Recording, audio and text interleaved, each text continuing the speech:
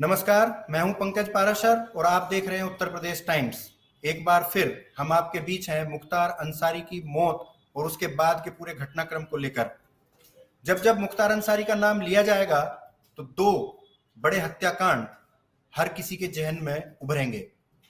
एक अवधेश राय हत्याकांड और दूसरा कृष्णानंद राय हत्याकांड।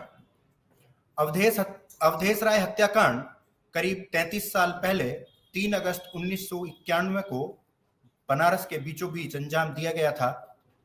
बड़ी बात यह है कि आज इन चर्चाओं के बीच एक नाम उभरकर बार बार सामने आ रहा है, कांग्रेस के मौजूदा प्रदेश अध्यक्ष अजय राय का।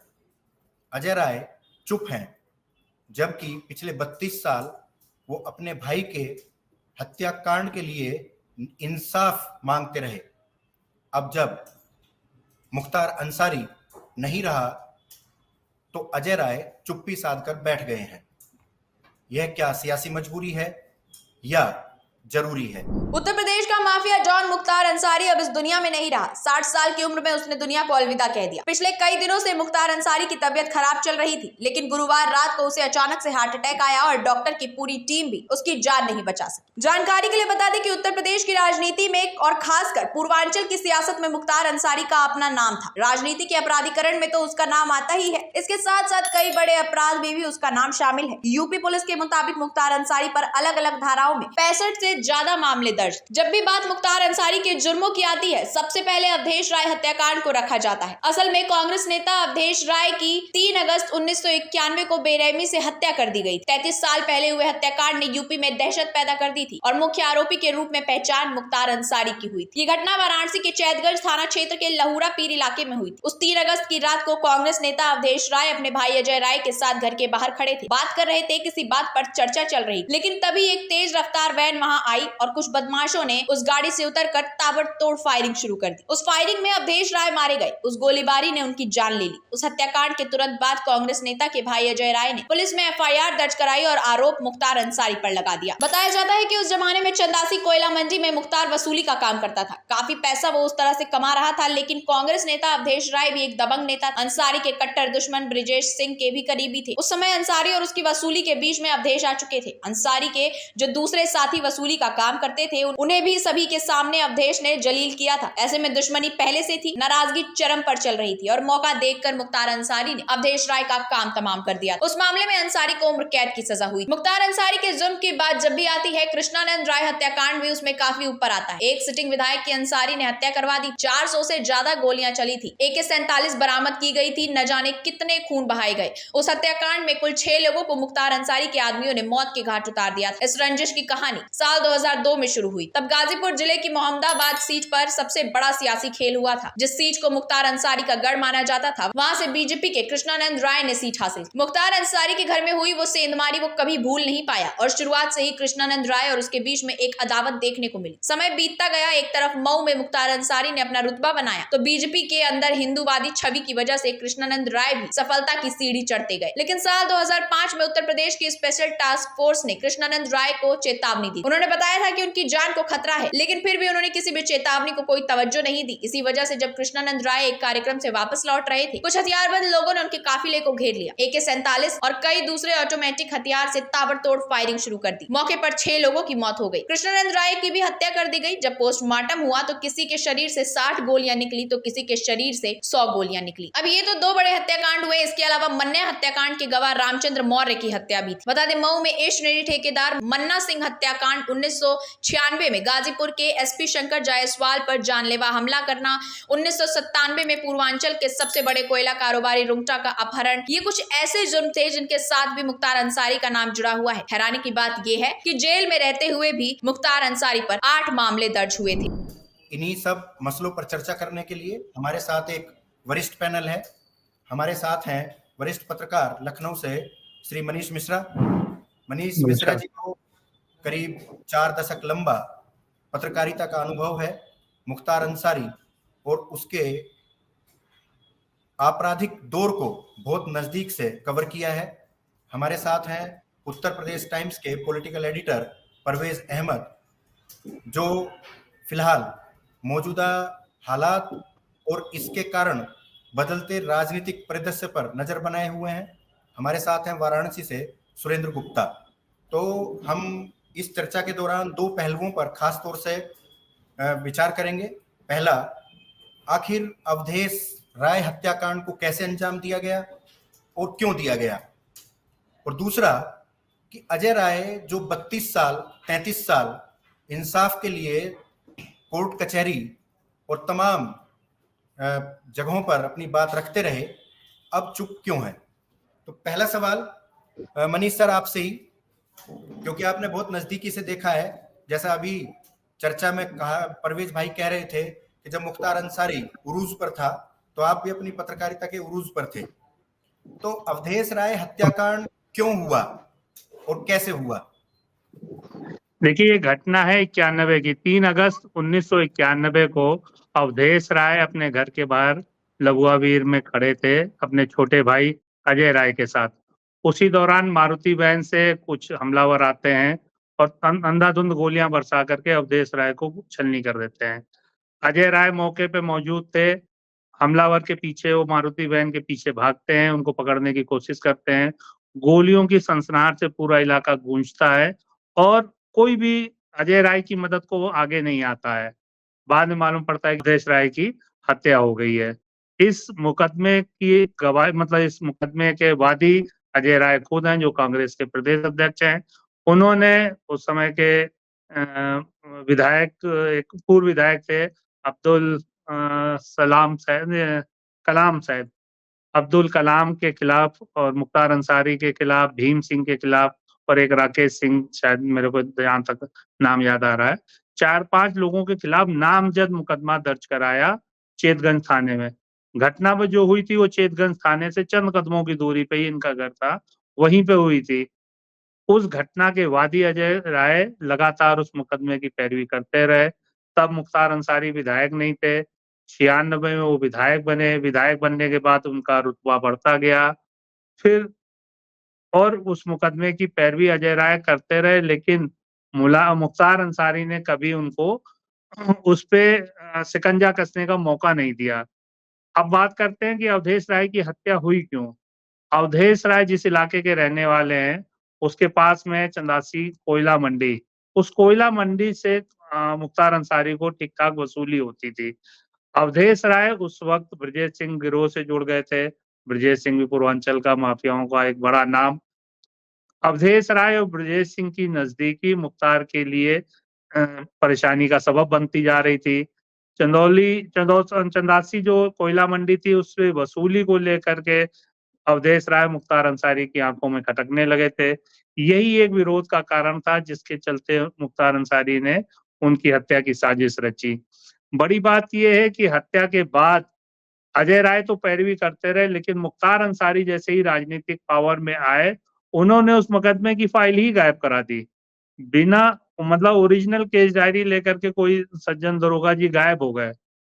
पहला शायद मेरे जानकारी में, या मेरी जितनी अब तक की कैरियर में मैंने कि जितने केस देखे हैं, मेरे को कोई दूसरा उदाहरण नहीं मिलता कि जिसमें ओरिजिनल मुकदमे की ओरिजिनल केस डायरी ही गायब हो। उसकी फोटो कॉपी के आधार पे उसको जो है केस को सुनवाई हुई। इसीलिए सुनवाई में इतना लंबा वक्त लगा और इसमें सजा होने में इतना लंबे अरसे का वक्त लग गया। हालांकि मुख्तार अंसारी के खिलाफ और भी मुकदमे लंबित रहे जिनकी केस डायरी मौजूद थी, उसमें भी सजा नहीं हो पाई। तो एक रीजन तो कोई और होगा, लेकिन इस मुकदमे की फाइल गायब हो जाना, इतने बड़े हत्याकांड की फाइल ही गायब हो गई थी और उस बिना ओरिजिनल फाइल के मुकदमा चला, सालों तक केस चला। पिछले साल इसमें 19 मई को मुख्तार अंसारी को उम्र कैद और 1 लाख जुर्माने की सजा सुनाई गई थी। जी सर, इस पूरे 32-33 साल के दौरान अजय राय और मुख्तार कभी आमने सामने नहीं आए? कभी ऐसी स्थिति परिस्थितियां पैदा नहीं हुई कि अजय राय की भी जान को खतरा पैदा हुआ हो?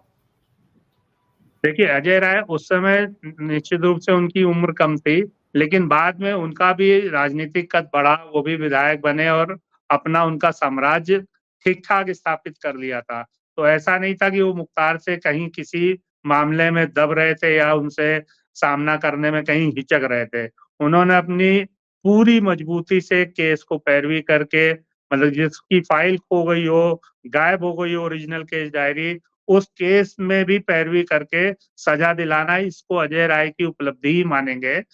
ये पॉलिटिकल मजबूरी हो सकती है कि अब वो सजा होने के बाद भी चुप्पी साधे हुए हैं। उनको लग रहा होगा कि हमारा जो एम था कि मैंने उनको उम्र कैद की सजा दिलवा दी, हमारा काम पूरा हो गया, हमने अपने भाई को न्याय दिलवा दिया, तो हमारी एक जंग पूरी हुई। अब उसका विरोध करके या उस पर बयानबाजी करके उनको पॉलिटिकल नुकसान हो रहा होगा, इसलिए उन्होंने चुप्पी साधना बेहतर समझा। आज की डेट में वो कांग्रेस के प्रदेश अध्यक्ष हैं, समाजवादी पार्टी और कांग्रेस का पीडीए गठबंधन है, आईएनडीए गठबंधन है उनका, जो उसकी उनकी मजबूरी हो सकती है, लेकिन उन्होंने अपने भाई को न्याय दिलाने के लिए लंबी लड़ाई लड़ी है और उसको अंतिम मुकाम तक ले आकर के उनको सजा दिलवाई है। परवेज जी, मनीष सर ने तो बोला, लेकिन 33 साल लंबा संघर्ष, और अब क्या चुप्पी जो है वो सियासी मजबूरी है? अभी आप देख रहे थे कि गाजीपुर के पूर्व जिलाध्यक्ष मार्कंडेय सिंह ने तो साफ साफ कहा कि अजय राय को बोलना भी चाहिए और अजय राय को यहाँ आकर अंसारी परिवार के साथ बैठना भी चाहिए। देखिए पंकज जी, आप इसको समझिए कि मुख्तार माफिया तो अजय राय से पहले हो गए थे, बदमाश हो गए थे और उन्होंने उनकी हत्या भी कराई, लेकिन राजनीतिक करियर दोनों का ही, मुख्तार अंसारी और अजय राय का साथ साथ बढ़ा। 96 में पहली बार मुख्तार अंसारी भी विधायक हुआ, 96 में पहली बार ही अजय राय भी विधायक हुए।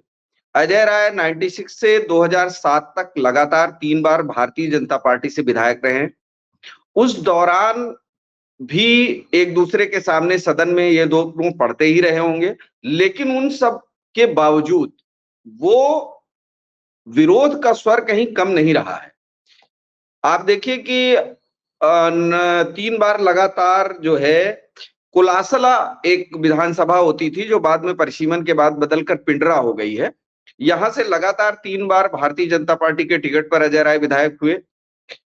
उसके बाद वो पार्लियामेंट का टिकट मांग रहे थे, पार्लियामेंट का टिकट नहीं मिला तो 2009 में वो समाजवादी पार्टी में चले गए। जब वो 2009 में समाजवादी पार्टी में गए, उस समय मुख्तार के परिवार के लोग समाजवादी पार्टी के साथ काम कर रहे थे। अफजाल अंसारी उस समय समाजवादी पार्टी में ही थे, परिवार के सिगबतुल्ला उस समय समाजवादी पार्टी के साथ ही थे। तो कई ऐसे मौके आए हैं जब मुख्तार का परिवार, जो उनकी निजी रंजिश का सब्जेक्ट था, वो उनके साथ राजनीतिक कोलैबोरेशन में रहा है। ये पहला मौका ऐसा नहीं आया है कि अजय राय जो है वो राजनीतिक मजबूरी में है या दबाव में है। उससे पहले जब वो समाजवादी पार्टी में थे तब भी ये स्थिति थी, और उस समय तक तो वो अवधेश राय हत्याकांड के मामले में मुख्तार को सजा भी नहीं करा पाए थे। बल्कि आज की स्थिति में अजय राय ज्यादा सहज हैं, क्योंकि उन्होंने, जैसा मनीष भाई कह रहे थे, उन्होंने अपने भाई के हत्यारों को आजीवन कारावास कराकर एक तरह से कानूनी रूप से अपना बदला ले लिया था। तो अब जो मजबूरी है, ऐसी मजबूरी और ऐसी परिस्थितियों से अजय राय कई बार दरगुजर हुए हैं, लेकिन देखना यह है, चूंकि अभी जो माहौल है वो माहौल एक तरह से राजनीतिक माहौल में एक पोलराइजेशन का माहौल है, एक तरह से डिवीजन की पॉलिटिक्स बहुत परवान पर चढ़ रही है। ऐसे में अजय राय क्या करते हैं ये देखने वाले की बात होगी। हमने उनसे कोशिश की थी बात करने की, शायद वो बनारस में अपने आ गया उनका बयान। मैं आपको रोकना चाहूंगा जी। जी। अभी आपने जैसा कह दिया, तो अभी बिटवीन टीम ने मुझे दिया है, उनका बयान आ गया है। उनका कहना है ये हमारी संस्कृति है कि किसी की मौत के बाद हम उसके बारे में बात नहीं करते हैं या उस पर कोई टिप्पणी नहीं करते हैं, इसे अनुचित माना जाता है। मैं न्यायपालिका के प्रति बाध्य हूं कि वह मेरे भाई अवधेश राय की हत्या के लिए उसे आजीवन कारावास की सजा दे। सरकार को उन पर लगे आरोपों पर ध्यान देना चाहिए, यानी कि सरकार को जो अपने ऊपर आरोप लगे हैं उसके ऊपर ध्यान देना चाहिए, ना कि मेरी टिप्पणी से उससे कोई फर्क पड़ने वाला है। जी, ये अजय राय कांग्रेस के प्रदेश अध्यक्ष का, जिनके भाई की हत्या, अवधेश राय की हत्या को लेकर हम लोग ये चर्चा कर रहे हैं। जी परवेज सर। वो बीच का रास्ता उन्होंने निकाला। देखिए, मैंने पहले भी कहा है कि वो 2009 से 12 तक ऐसी परिस्थिति थी जब दोनों ही दुश्मन एक तरह से एक ही राजनीतिक अम्ब्रेले के नीचे थे। आज फिर वही स्थिति आ गई है और जो बयान अजय राय जी का आप सुना रहे हैं या हमको बता रहे हैं, वो भी ये साबित करता है कि वो बीच का रास्ता निकालना चाहते हैं। राजनैतिक गठबंधन की मर्यादाओं का उल्लंघन करने के लिए वो तैयार नहीं है। उनके दिल में भी इस बात का सुकून तो है ही कि उन्होंने अपने भाई के हत्यारे को सजा दिला दी थी, लेकिन इशारों में वो सरकार को घेरने की भी कोशिश कर रहे हैं।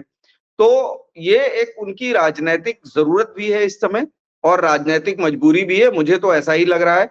बाकी इससे बेहतर आप बताएं कि अगर कोई इतर बात ज़हन में आ रही हो। नहीं, पंकज जी। सुरेंद्र गुप्ता, आप वाराणसी में हैं। सुरेंद्र, एक तो अवधेश राय हत्याकांड और उसके बाद अब मुख्तार अंसारी का चले जाना, बनारस और गाजीपुर में दोनों में एक जैसा माहौल है। एक तरफ मुख्तार अंसारी की वजह से गाजीपुर में पूरा शोक है, लोग सड़कों पर हैं, देख रहे हैं, फातिया पढ़ने गए, मिट्टी देने गए। दूसरी तरफ वाराणसी में अजय राय है, खुद चुनाव लड़ रहे हैं, वो भी एक विक्टिम है। वहां एक आरोपी के परिवार को फायदा मिलने की संभावना है, लेकिन वाराणसी में इस चुनाव में अजय राय को कुछ फायदा मिलने की संभावना होगी? मुख्तार अंसारी की मौत के बाद कृष्णानंद राय हत्याकांड की बात की जाए, अवधेश राय हत्याकांड की बात की जाए, दोनों का मामला वाराणसी से सीधा जुड़ता है। कल कृष्णानंद राय की पत्नी अलका राय ने बाबा विश्वनाथ का दर्शन पूजन कर भगवान का शुक्रिया अदा किया, तो दूसरी तरफ अजय राय ने राजनीतिक देखते हुए चुप्पी साधी है, क्योंकि एक इंटरव्यू में अजय राय ने साफ कहा है कि अगर मैं कांग्रेस का प्रदेश अध्यक्ष हूं, अगर जरूरत पड़ी तो मैं गाजीपुर चुनाव प्रचार में जा सकता हूं, क्योंकि मैं एक राष्ट्रीय पार्टी का प्रदेश अध्यक्ष भी हूं। तो इस चुनाव को देखते हुए और इस समीकरण को देखते हुए जहां अजय राय की चुप्पी साधी है, उसका असर क्या पड़ेगा ये आने वाला वक्त ही बताएगा। लेकिन जो चुनाव का माहौल है, वाराणसी की बात की जाए तो यहाँ से कैंडिडेट बीजेपी की तरफ से प्रधानमंत्री नरेंद्र मोदी है, जिसका असर सपा और कांग्रेस का जो गठबंधन दिख रहा है उस पर असर नहीं पड़ेगा। अन्य जो पूर्वांचल की सीटें हैं, जैसे मऊ है, आपका गाजीपुर है और आपका जौनपुर है, आजमगढ़ है, जहां पर मुख्तार अंसारी का उसके परिवार का प्रभाव है, उन सीटों पर प्रभाव देखने को मिल सकता है। लेकिन वाराणसी में प्रधानमंत्री नरेंद्र मोदी जैसे कैंडिडेट होने के कारण असर कम दिखेगा। जी, मनीष सर। जी, अब अतीक नहीं रहे, मुख्तार भी नहीं रहे, पूर्वांचल की राजनीति और पूर्वांचल के अपराध में एक बड़े स्टेक होल्डर थे। अब इनकी गैर मौजूदगी के बाद क्या राजनीति और तमाम जो दूसरे और पहलू हैं पूर्वांचल के, उनमें कुछ सुधार और कुछ बदलाव होगा, या कुछ जाते हैं फिर कुछ और नए लोग आ जाएंगे? देखिए, अभी यूपी से माफिया राज का खात्मा नहीं हुआ है। अभी बहुत सारे माफिया यूपी में हैं। जैसे समाजवादी पार्टी और कांग्रेस के लोग आरोप भी लगाते रहते हैं योगी आदित्यनाथ सरकार पर कि एक जाति वर्ग के माफियाओं को ही टारगेट किया जा रहा है। विकास दुबे को एक अपवाद स्वरूप छोड़ दें तो अब तक जितनी कार्रवाई हुई है, खास तौर से बुलडोजर की जो कार्रवाई हुई, वो ज्यादातर मामले या तो मुख्तार के खिलाफ थे या अतीक अहमद के खिलाफ थे। इसीलिए योगी सरकार पे आरोप भी लगते रहे हैं कि जो उनकी पार्टी में आ गए वो दूध के धुले हो गए। ब्रजेश सिंह उसमें एक बड़ा नाम है, जिसकी मुख्तार अंसारी से लंबी अदावत चली, और मुख्तार के भाई अफजाल अंसारी जो सांसद भी हैं गाजीपुर से, उन्होंने साफ तौर पे आरोप लगाया था कि 2001 में मुख्तार अंसारी पे जो अटैक हुआ था, उस हमले के मामले में ब्रजेश और त्रिभुवन सिंह आरोपी हैं। वो केस ट्रायल पे लगा हुआ है, उस ट्रायल की मतलब उसकी केस की सुनवाई पूरी होनी है। जिस दिन मुख्तार अंसारी की उसमें गवाही हो जाएगी, निश्चित रूप से ब्रजेश और त्रिभुवन को सजा होनी है। उनका आरोप था कि ये सजा ना हो, ब्रजेश सिंह और त्रिभुवन सिंह को भाजपा सरकार बचा ले, इसीलिए मुख्तार अंसारी को स्लो पॉइजन दे करके मार दिया गया। अब ये आरोप में सच्चाई कितनी है इसकी जांच के बाद ही सच्चाई सामने आ सकती है। लेकिन हम अगर बात करें कि यूपी से माफिया राज खत्म हो गया, तो अभी ऐसा नहीं है। हाँ, ये जो घटनाएं या जिस तरह की पुलिस ने कार्रवाई पिछले कुछ सालों में, योगी 17 में योगी की पहली सरकार बनने के बाद से अब तक जो कार्रवाई हुई है, उससे जीरो टॉलरेंस की नीति पे भाजपा के एक आम जनमानस पे एक अच्छा मैसेज गया है। उनको लगता है कि इसके बाद बाकी माफियाओं का नंबर आएगा, तो यूपी को अपराध मुक्त किया जाएगा। अब ये देखने वाली बात होगी कि बाकी माफियाओं के खिलाफ, सजाती माफियाओं के खिलाफ योगी सरकार कब एक्शन लेती है। परवेज जी, इस चुनाव में कमोबेश कुछ है या नहीं है? एक बात तो दिखती है कि बाहुबली बाहर हुए हैं। एक केवल देखिए, ये तो हाँ जी, यूपी में जब से एसटीएफ बनी है, एसटीएफ बनने के बाद माफिया पैदा होना बंद हो गए हैं। जो भी अपराधी बनता है उसको 2-3 साल में, जैसे उसकी हिस्ट्री शीट तैयार होती है, उस पे 50,000 का इनाम होता है। 1 साल के अंदर एसटीएफ उसको ठिकाने लगा देती है, नहीं तो उसको जेल की सलाखों के पीछे पहुंचा देती है। तो अब कोई भी बदमाश, किसी भी बदमाश के नाम के आगे माफिया शब्द जुड़ ही नहीं सकता। जो भी गुंडा बदमाश थोड़ी सी रंगबाजी दिखाएगा, वसूली करेगा, जमीन कब्जा करेगा, तो यूपी पुलिस और यूपी एसटीएफ उनको ठिकाने लगाने के लिए बिल्कुल तत्पर बैठी है। तो आप अगर देखें कि 98 में यूपी एसटीएफ के बनने के बाद से जितने भी माफिया हैं सब उसके पहले के हैं। उसके बाद से किसी व्यक्ति के नाम के आगे माफिया शब्द जुड़ा नहीं है, ना वो जुड़ेगा अब। जो भी थोड़ा बहुत अपराध करेगा उसको ठिकाने लगा दिया जाएगा। ये साफ संदेश है। हाँ परवेज जी, तो बाहुबली इस चुनाव से बाहर हुए हैं। अगर बाहुबलियों की बात ही की जाए तो केवल एक अफजाल अंसारी ही मुझे ऐसे लगता है जो कंटेस्ट कर रहे हैं। धनंजय सिंह को सजा हो गई, अतीक मुख्तार चले गए, और तमाम लोग जो इस टाइप के थे वो इस चुनाव में नजर नहीं आ रहे हैं। देखिए, क्या कहते हैं, अभी जैसा मनीष जी कह रहे थे वही सच है कि जो एक दौर के 80 और 70 के दशक से के जो माफिया थे वो सब व्हाइट कॉलर में तब्दील हो गए हैं।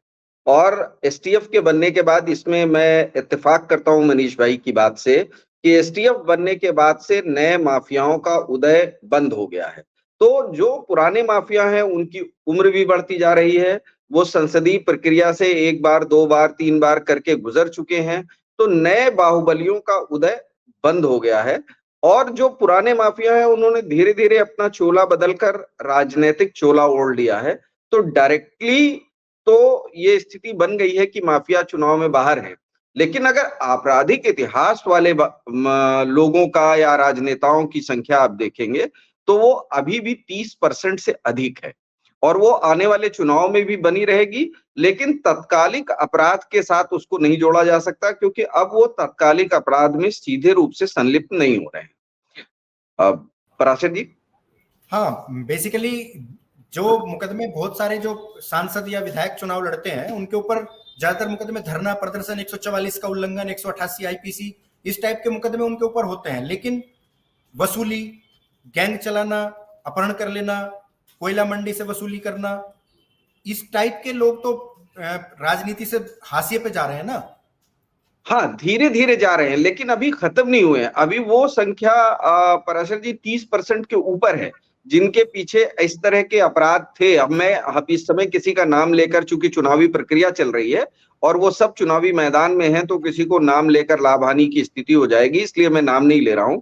लेकिन अगर आप एडीआर की रिपोर्ट देखिए, बाकी जो चुनाव आयोग को दिए गए हलफनामे हैं उसको देखिए, तो आप पाएंगे कि अभी भी आपराधिक इतिहास का या अपराध का जो झोला है, गठरी है, वो लादे हुए राजनेता मैदान में ऐसे हैं जो 30% से ऊपर है।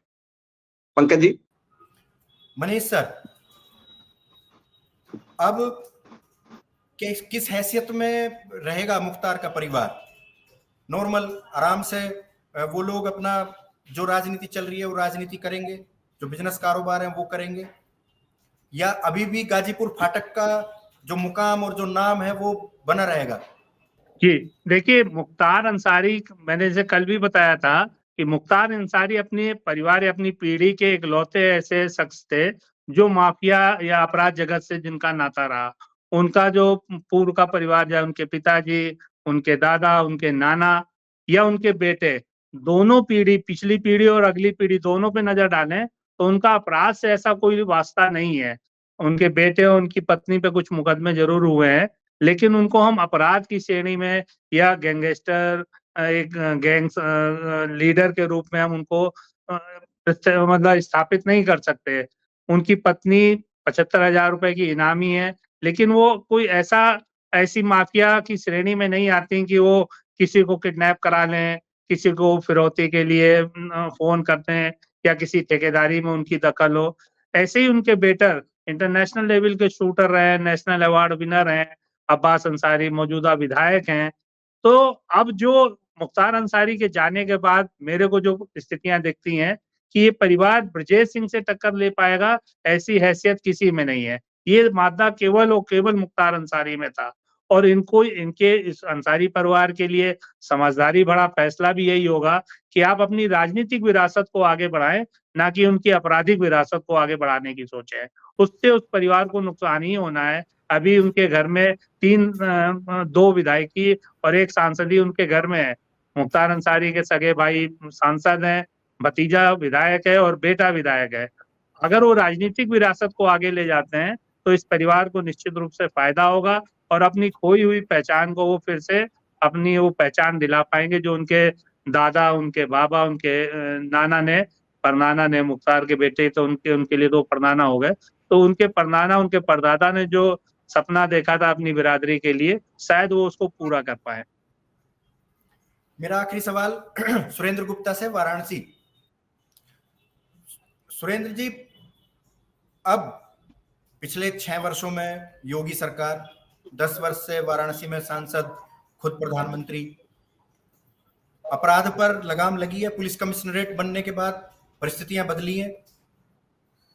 उत्तर प्रदेश सरकार का सीधा कहना है कि उत्तर प्रदेश में माफिया छोड़ दें या अपराध छोड़ दें। तो इसको लेकर सरकार के गाइडलाइन से प्रशासन भी उस हिसाब से काम कर रही है। अपराधियों पे लगातार बुलडोजर की कार्रवाई की जा रही है तथा उस पर काम किया जा रहा है। तो सरकार की मंशा के अनुरूप पूरा कार्य किया जा रहा है, जिससे लगाम लग रहा है। लेकिन वो बड़े मामले जो पहले होते थे, अब वो मामले रंगदारी, वसूली और अपहरण के जैसे मामले नहीं होते हैं। छोटे छोटे मामले अपराध के होते हैं, लेकिन उन बड़े मामलों में वाराणसी का नाम नहीं आता है। जबकि वाराणसी अब विकास के प्रधानमंत्री ने 10 साल का कार्यकाल देखा जाए तो 31,000 करोड़ की सौगात दे चुके हैं, जिससे वाराणसी विकास के रफ्तार पर आगे बढ़ रहा है। अपराध पे अंकुश लगा है, बड़े अपराधों पर वाराणसी में। धन्यवाद सुरेंद्र गुप्ता जी। हम लोगों ने पिछले आधा घंटे में चर्चा की मुख्तार अंसारी की मौत के बाद बदले हालात पर, अजय राय की सियासी चुप्पी, जरूरी या मजबूरी, वाराणसी, प्रयागराज और पूर्वांचल के हालात पर। मेरे साथ जुड़ने के लिए लखनऊ से मनीष मिश्रा जी, परवेज अहमद जी और वाराणसी से सुरेंद्र गुप्ता जी, आप सभी लोगों का बहुत बहुत धन्यवाद। जल्दी हम किसी और दूसरे मसले पर चर्चा करने के लिए आपके सामने हाजिर होंगे। तब तक के लिए दीजिए इजाजत।